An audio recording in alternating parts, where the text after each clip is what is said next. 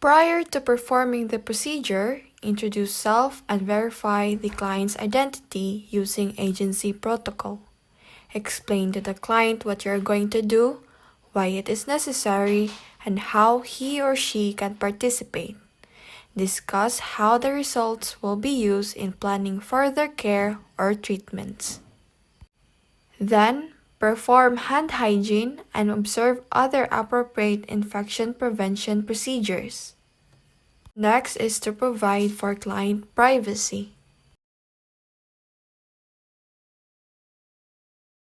Next is to inquire if the client has any of the following: family history of incidence and age of heart disease, high cholesterol levels, high blood pressure, stroke, obesity, congenital heart disease, arterial disease, hypertension, and rheumatic fever, client's past history of rheumatic fever, heart murmur, heart attack, varicositis or heart failure, and lifestyle habits that are risk factors for cardiac disease like smoking, alcohol intake, eating and exercise patterns, areas and degree of stress perceived.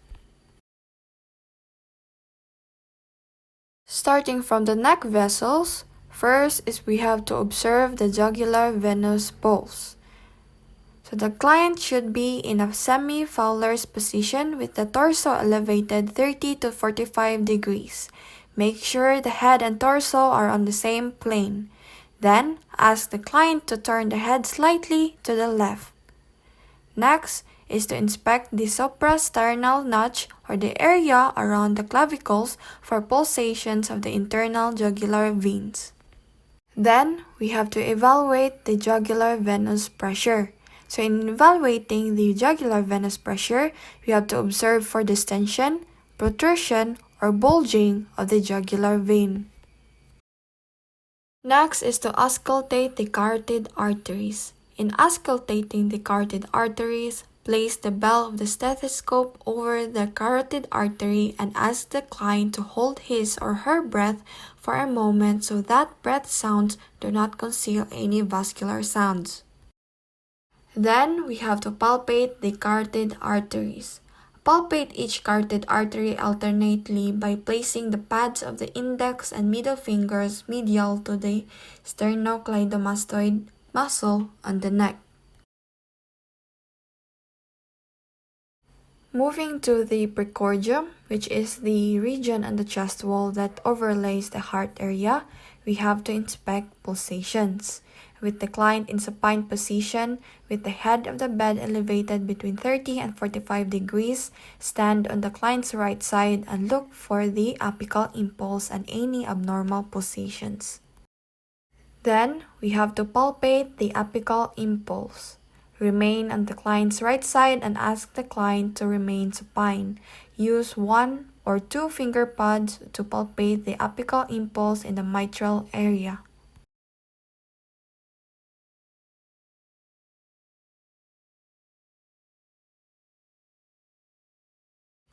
Next is to auscultate heart rate and rhythm. Place the diaphragm of the stethoscope at the apex and listen closely to the rate and rhythm of the apical impulse. After that, we have to auscultate the heart in all 4 anatomic sites: aortic, pulmonic, tricuspid, and apical. Auscultation need not to be limited to these areas. However, the nurse may need to move the stethoscope to find the most audible sounds for each client. Eliminate all sources of room noise. Keep the client in a supine position with head elevated 15 to 45 degrees.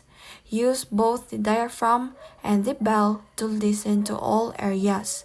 In every area of auscultation, distinguish both S1 and S2 sounds.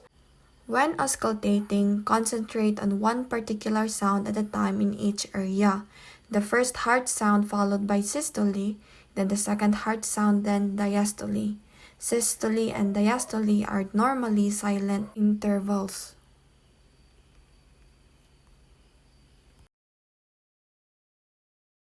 Next is to auscultate with the client assuming other position. We could ask the client to assume either left lateral position or upright sitting position. Using both the diaphragm and the bell, we have to listen to all four anatomic sites: aortic, pulmonic, tricuspid, and apical.